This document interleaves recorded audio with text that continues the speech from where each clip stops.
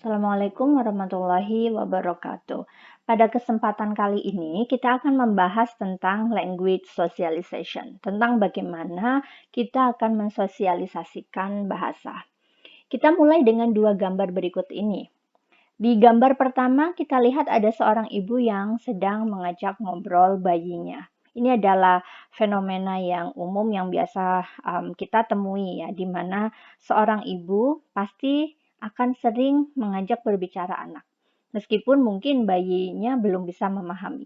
Tetapi sebenarnya ketika ibu itu mengajak berbicara kepada anak, meskipun kemudian anak belum bisa merespon dengan menggunakan kosakata, tetapi sebenarnya ibu sedang mengirim bahasa kepada si anak tersebut, dan nantinya anak akan melakukan imitasi dari apa yang disampaikan oleh si ibu.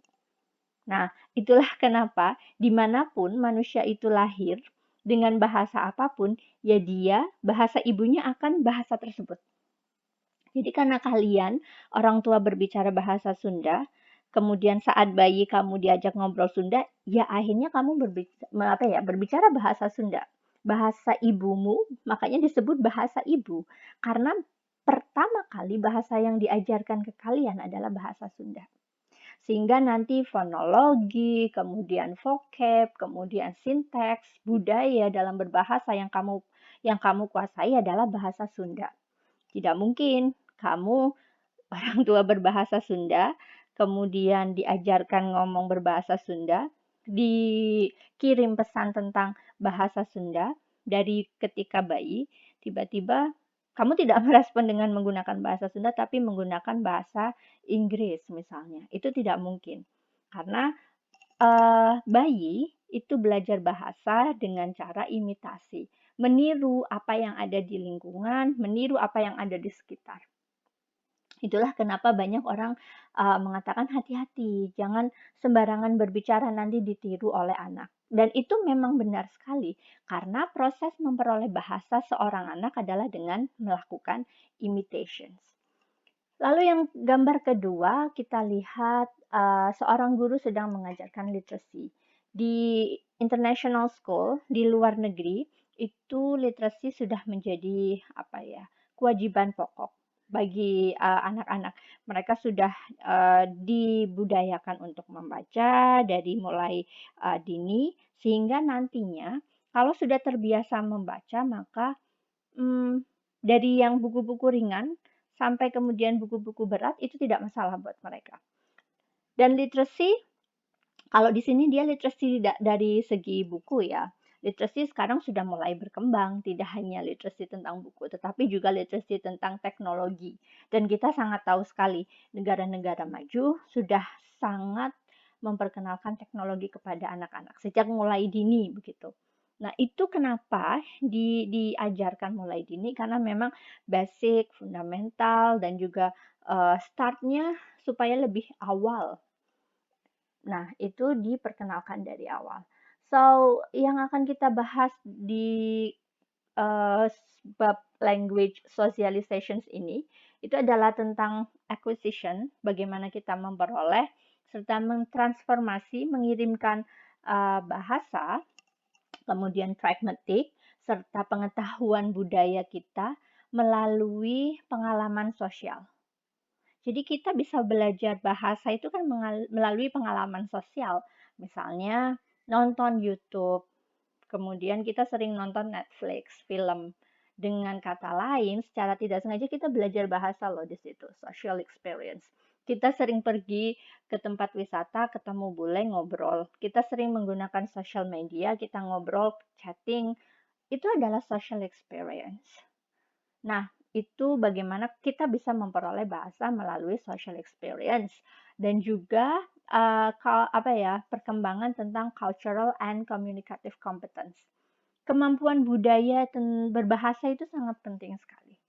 Karena ketika kita berbahasa, berbicara, dan berkomunikasi itu kan harus saling menghormati. Dan juga harus bisa tersampaikan makna yang ingin disampaikan itu apa pesannya. Dan ini bisa berlangsung ketika kita memahami budayanya. Sebagai contoh, misalnya kalau di Indonesia, di budaya Pekewu, terutama di Jawa, budaya Pekewu itu sangat kuat sekali. Jadi kamu tidak bisa misalnya apa ya, ngomong to the point. Mau nggak? Saya tawarin sesuatu, kamu bilang nggak mau. It doesn't mean kamu tidak mau, tapi artinya itu adalah sebagai sopan santun. Dalam percakapan ini diharapkan bahwa si orang yang menawarkan itu bakal nawarin sekali lagi. Dan orang yang ditawarin diharapkan jangan langsung mau begitu. Nah, itu adalah cultural competence, kemampuan budaya seperti itu harus dipahami juga.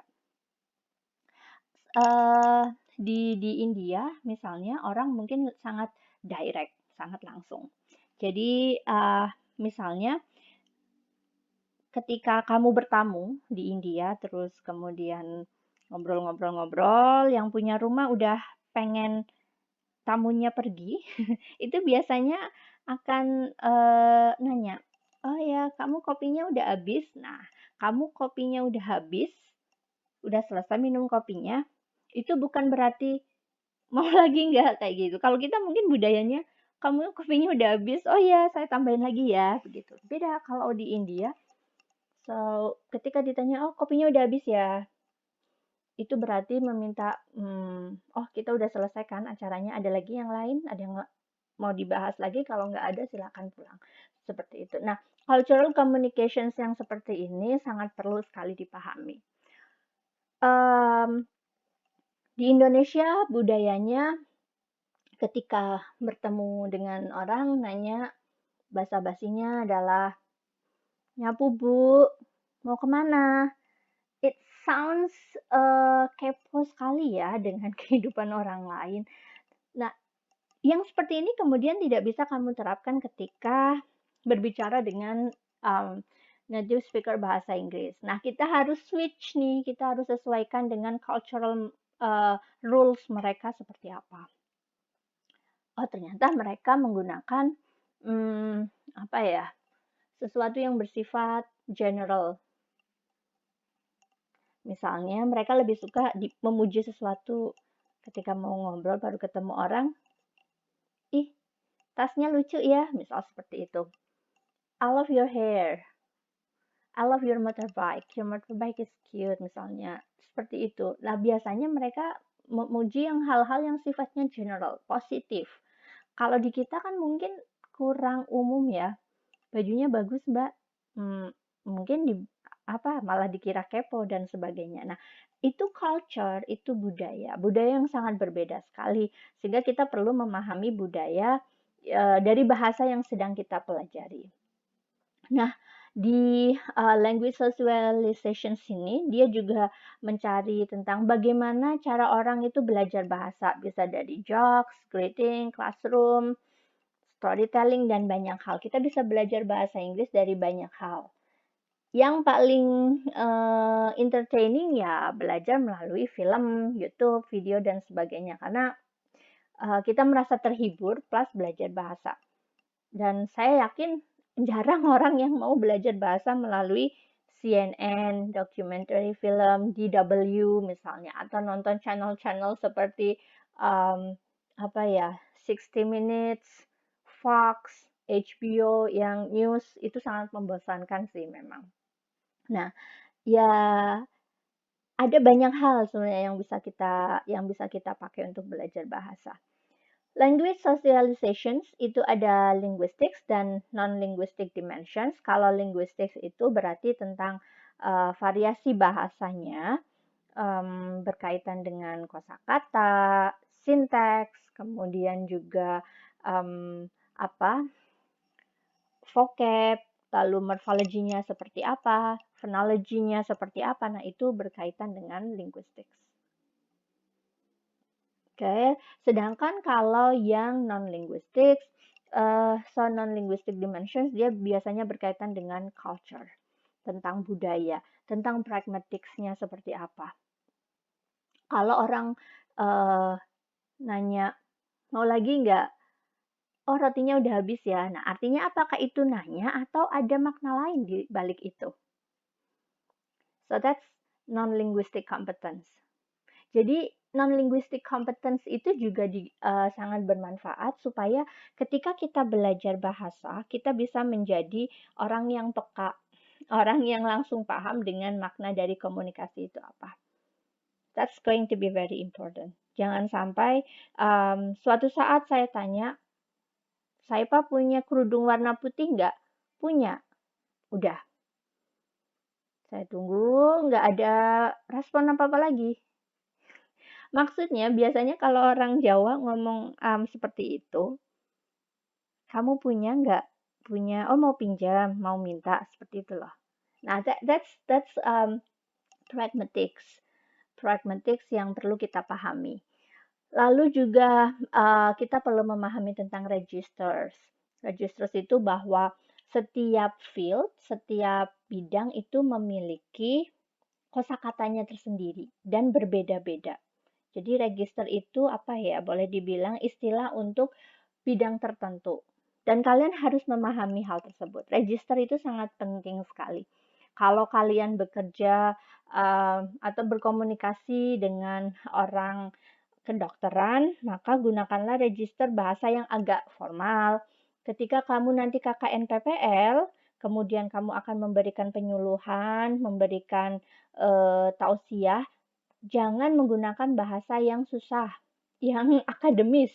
Kalau memang pesertanya itu orang desa, ya akan tidak diterima nanti apa yang kita sampaikan. Gunakanlah bahasa daerah, bahasa dengan menggunakan dialek. Itu akan jauh lebih mudah dipahami. Akan berbeda registernya ketika kalian berbicara dengan misalnya teman sebaya dan sebagainya. Nah, itu sangat penting sekali untuk dikuasai kemampuan linguistik dan non-linguistic dimensions. Lalu language socializations itu dia sebenarnya mencari atau membahas tentang bentuk-bentuk bahasa yang seperti apa saja sih yang digunakan dalam kegiatan literacy practices, dalam kegiatan literasi, baik itu di sekolah oleh siswa dan juga guru, baik juga di masyarakat, seperti apa. Dan ketika kita menggunakan language socializations tersebut, dampaknya apa? Itu yang dibahas dalam language socializations. A common focus of classroom study for a language socialization itu adalah tentang bagaimana kita bisa berinteraksi, bagaimana guru dan siswa berinteraksi di dalam konteks pendidikan, misalnya di dalam konteks kelas, bagaimana komunikasi mereka seperti apa sih? Kalau kalian masih ingat, Bu Nanik bercerita bahwa karena siswa-siswanya ini rada apa ya, anti dengan bahasa Inggris, mereka bilang ngopo dadak belajar bahasa Inggris wong Jawa ra butuh. Nah, akhirnya yang dilakukan Bu Nani kan berarti harus menyesuaikan. Dia mungkin, saya yakin beberapa kali menggunakan bahasa Jawa supaya bisa engage dengan si siswanya. Nah, ini adalah salah satu fokus dari classroom socialization, language socializations juga. Gimana sih kita bisa menyosialisasikan bahasa Inggris kepada siswa? Komunikasinya seperti apa antara students dan teachers di dalam kelas? Ideologi yang dipakai seperti apa? Mungkin itu sangat menarik sekali untuk dibahas. Ada verbal, non-verbal rules, taking behaviors, itu juga bisa diteliti. Let's say misalnya apa ya? Ketika kita belajar di dalam kelas, kemudian kelas berbahasa Inggris, turn takingnya seperti apa? Kalau siswa diminta untuk menjawab atau bertanya, seperti apa kosakata yang digunakan? Apakah menggunakan bahasa Inggris atau tetap menggunakan bahasa Indonesia? Language and registers-nya seperti apa? Register sekali lagi setiap bidang keilmuan, setiap bidang profesi mereka memiliki bahasa mereka sendiri-sendiri, memiliki istilah mereka sendiri-sendiri.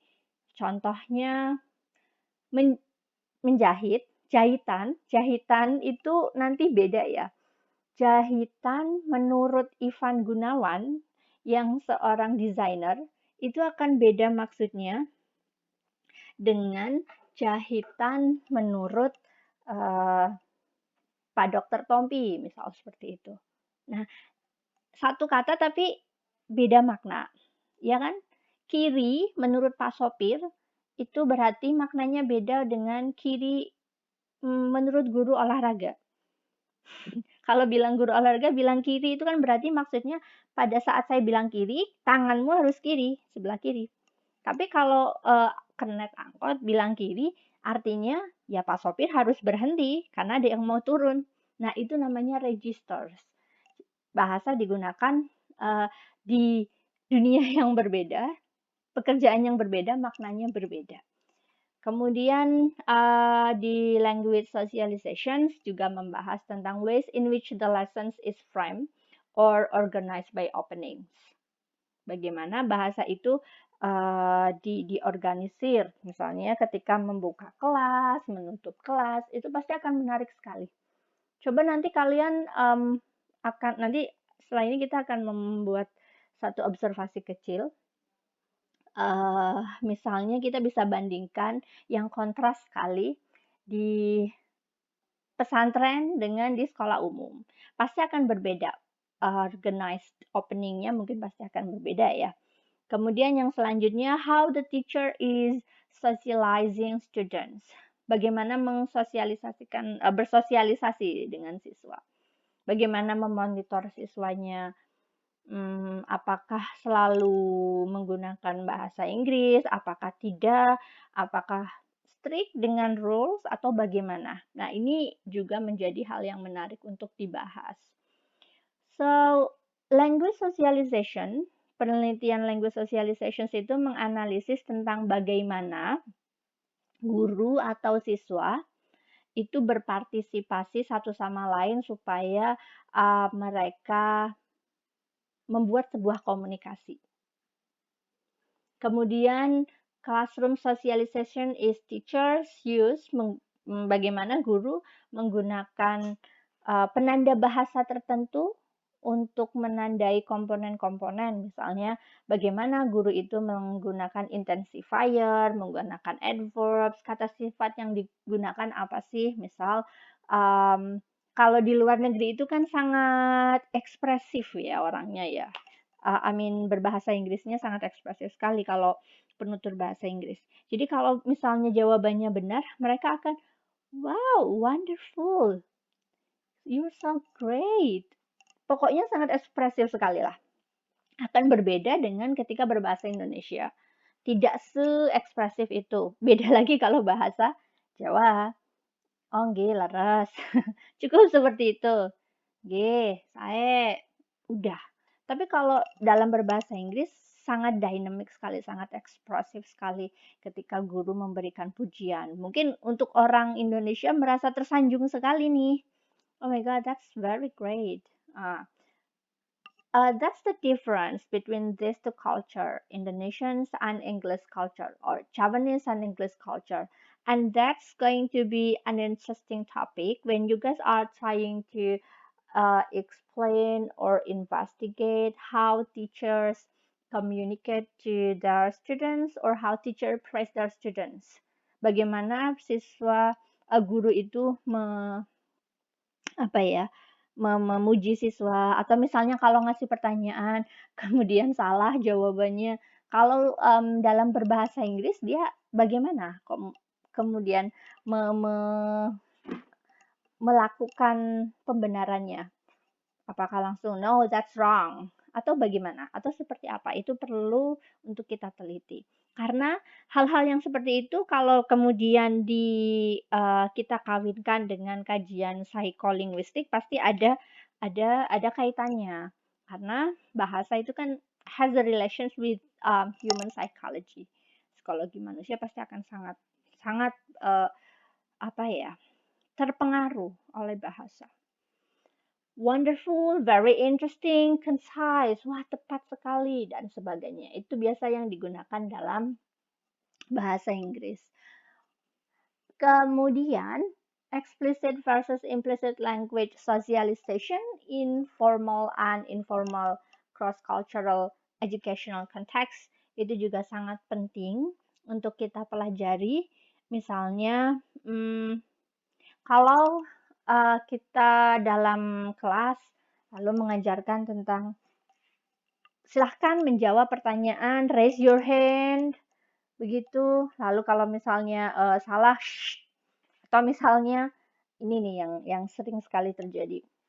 Ketika gurunya sedang mengucapkan sesuatu dan kalian tidak dengar, biasanya apa?